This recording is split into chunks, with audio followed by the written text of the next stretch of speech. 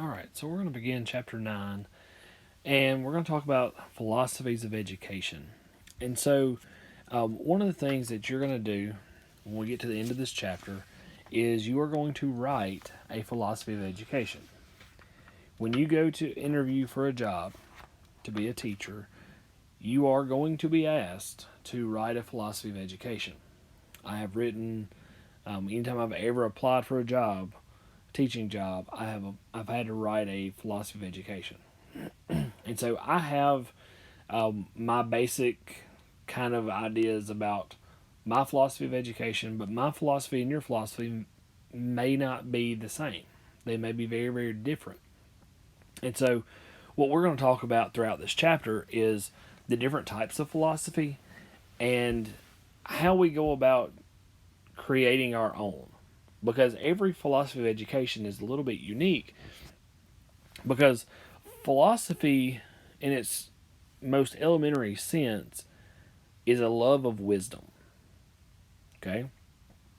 The method or process of philosophers is to question things, reason things, and then their thought is what comes out of that. And so it deals with great thinking.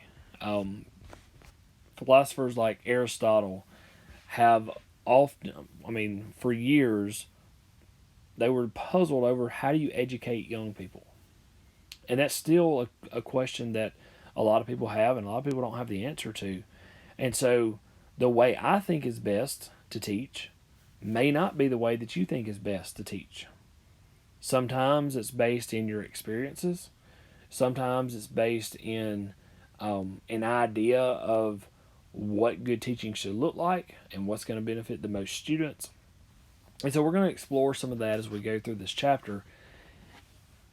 And of all the things that we're going to do in this class, creating your own philosophy of education may be one of the most important things you do. Because this is probably not going to be the same philosophy of education that you take to a job interview, but you need to begin to think about what should the classroom look like. And so there are several things that kind of guide what our classes should look like. So there are four main branches of philosophy. The first one is what we call metaphysics. And this involves the attempt to explain the natural world or the world of existence, the nature of existence. The person that's driven by metaphysics is going to ask things like, what is real? They're going to ponder ideas such as, are human beings free, or is their outcome already determined? What's the purpose of life? Is there can there be principles that are known? Okay, it's very abstract and gets beyond just the basics of life, but into a really deep thought of questioning what is life about.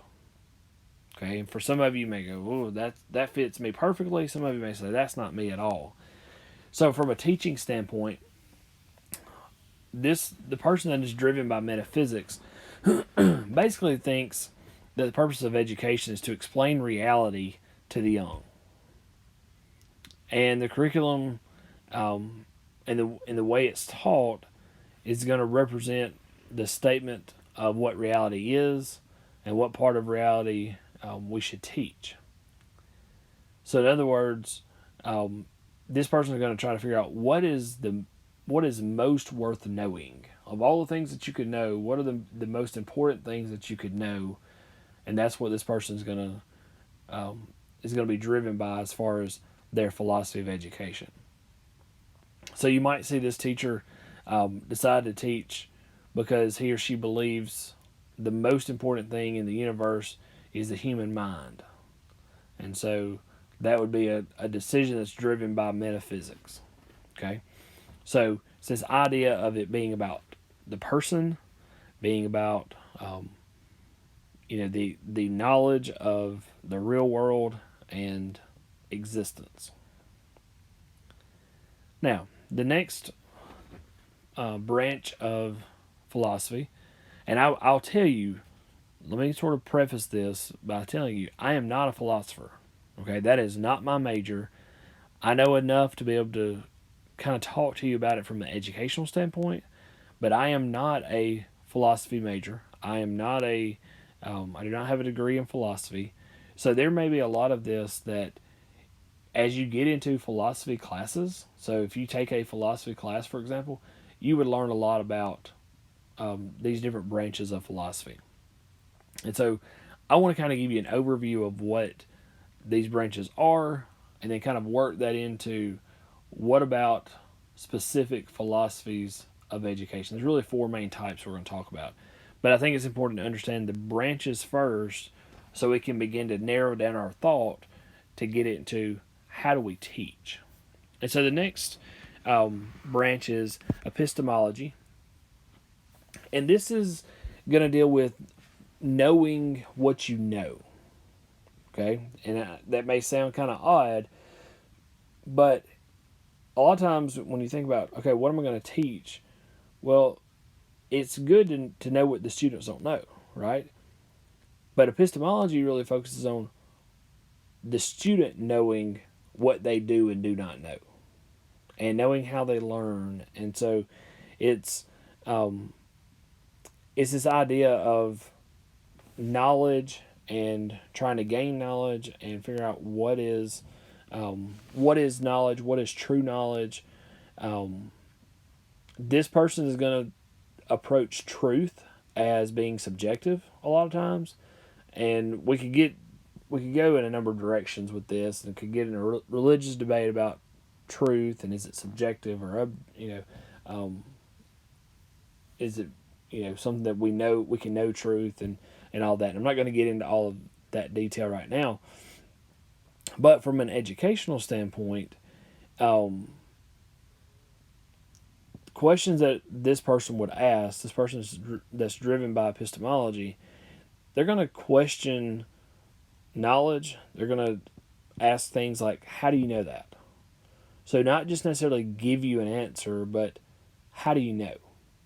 And I think there's a lot of value in that personally, because if a student understands how they know or why they know something as opposed to just memorizing it, odds are they probably understand it better than most people, because they can explain, I know this because I know blah, blah, blah.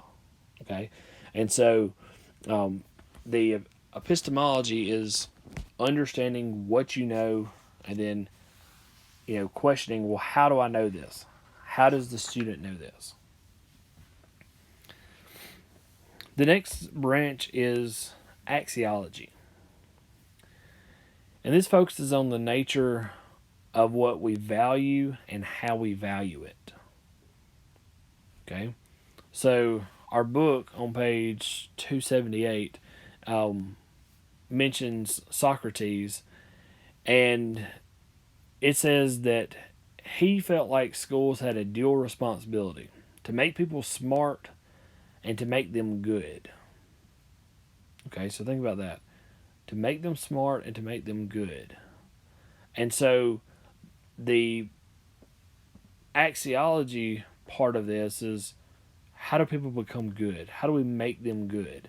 And so people that are guided by axiology are looking at more than just knowledge. They're looking at, how do we teach values? How do we teach making good decisions and good judgment?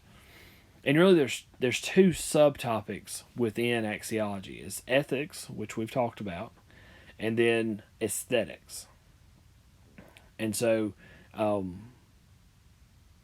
we've talked about the ethics in quite a bit of detail. The aesthetics part of that is going to deal with things like art, things that are regarded as being beautiful, things that can get considered great works, great pieces of art, things of that sort. Okay? And then the last part, or the last major branch of philosophy, is logic. And this is going to be the branch that really focuses on reasoning. And there's really two types of reasoning. There's deductive reasoning, where you follow a logical path. So, for example, if we said all human beings are mortal, and I am a human being, therefore I am mortal.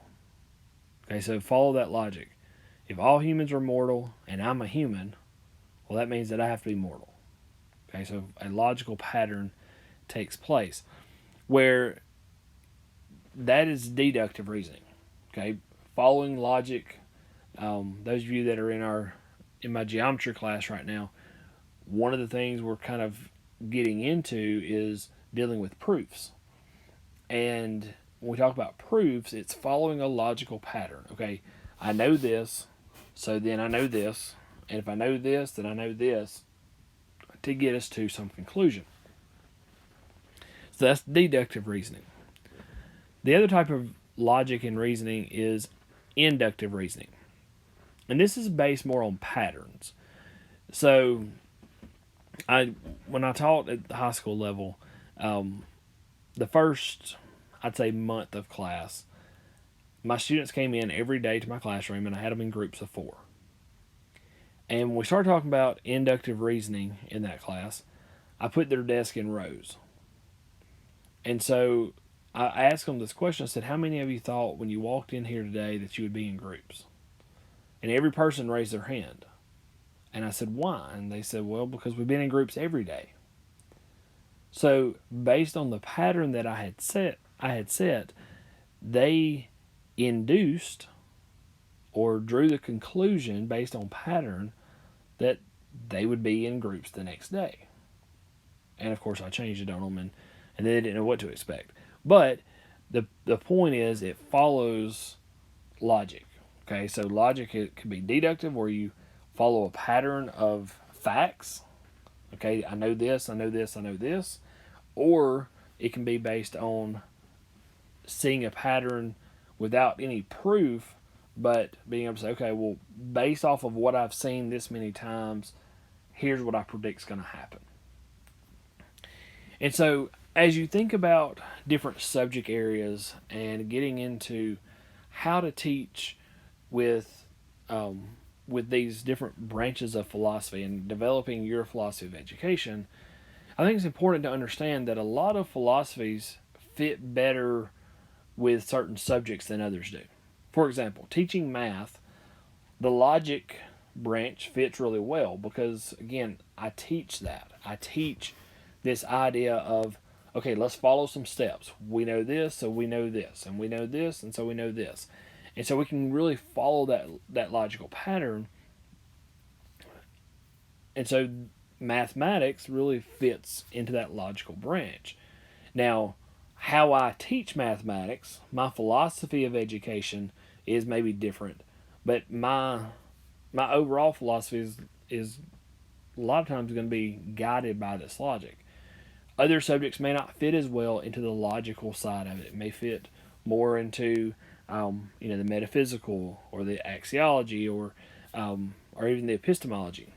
And so, depending on your subject area, a lot of times will depend on which direction you kind of fall in your philosophy of education.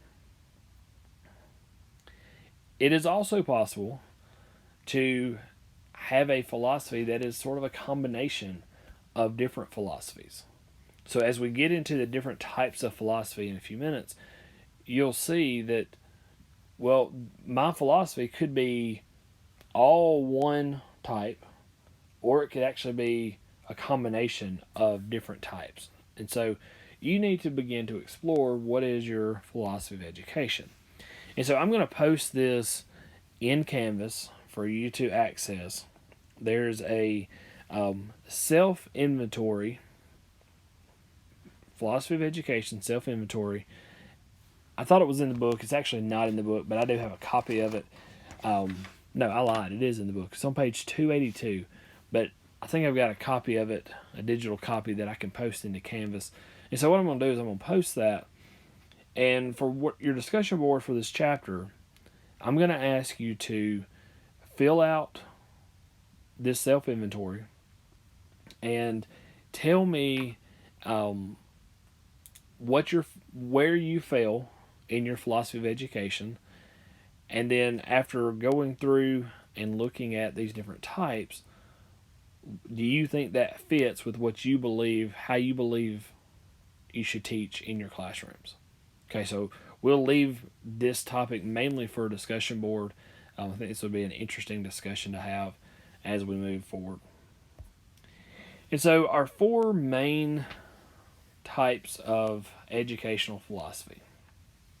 So, the four branches we talked about earlier are overall kind of all encompassing groups. Now, we're going to really focus on educational philosophy.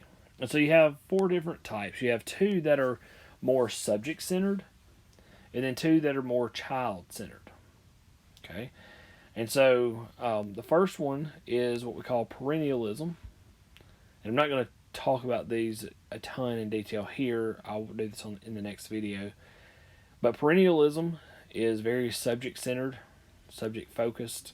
Also, essentialism is very subject focused. Again, we'll talk about each of those, and their names kind of give a little bit of detail about how they might approach teaching. And then